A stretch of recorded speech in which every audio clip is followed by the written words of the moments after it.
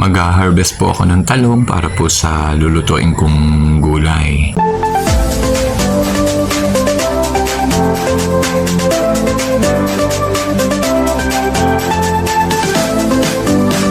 Hello po! So for today's video po ay papakita ko naman po sa inyo yung aking mga gulay ulit. At mag-harvest po ako ng kamote, talbos ng kamote at aking pong lulutuin.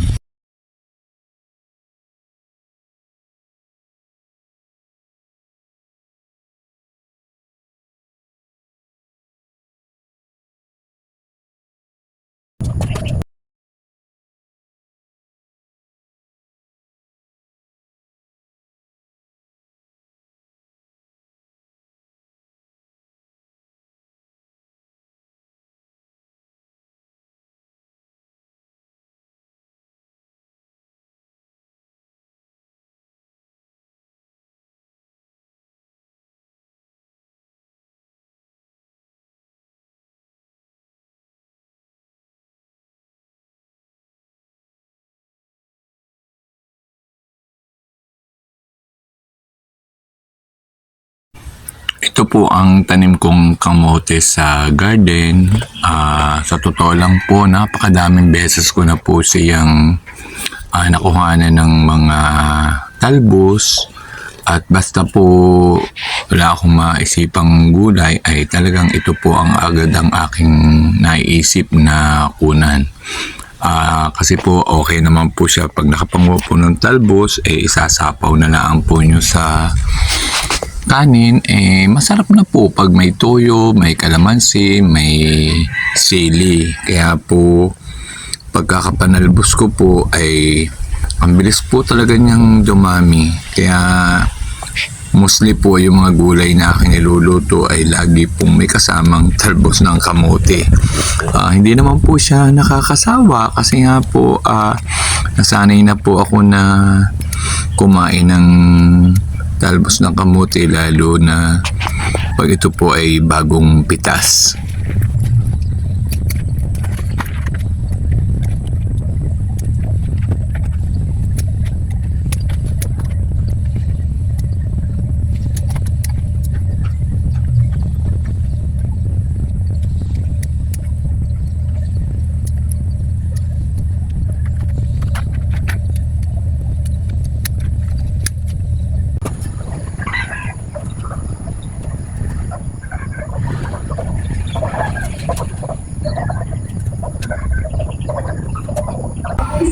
Ito po, mustasa po ito. Dahon na nakaligtaan ko pong kunin, pero kukunin ko din po mamaya at akin pong gagawing pipigain ko po, lalagyan ko po ng suka at bitchin at asin. Ang paghanap po sa pagkain. Ito naman po ay mga kangkong. Sa totoo lang po, ito po ay nakakatuwa din po. Nilagay ko po ito sa sinigang. Sarap din po ito. Dalawa lang naman po kami nakain ng gulay, kaya hindi naman po kailangan sobrang dami ng talbos ng kangkong ang aking kailangan.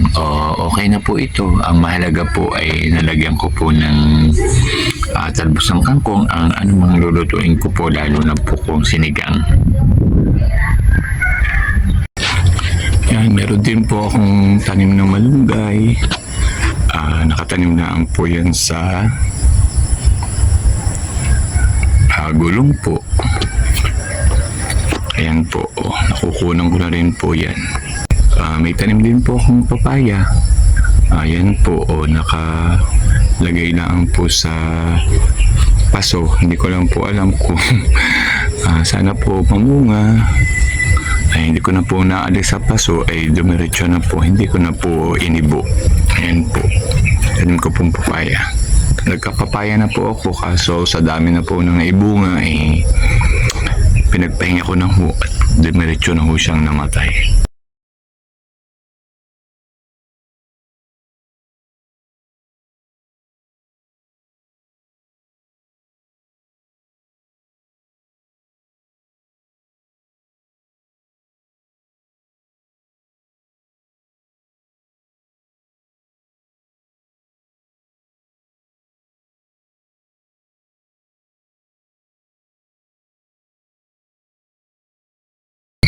malaki na uli po ang sili. Ka-harvest ko lang din po dito nung isang araw, yung mga pula pong sili.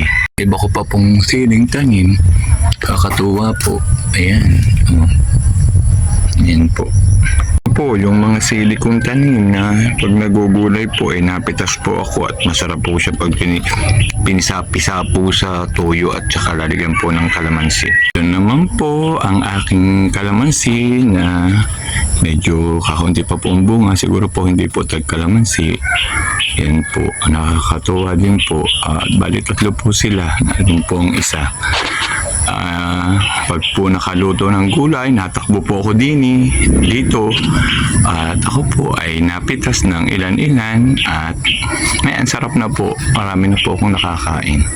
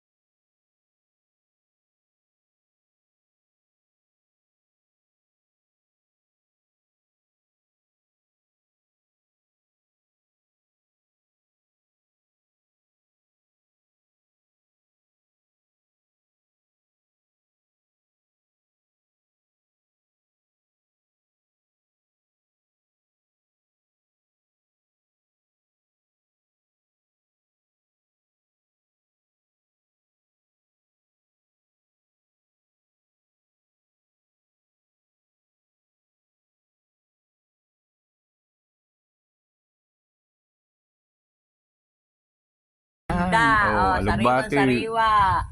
Gulay, lagyan ng oyster sauce. Sige.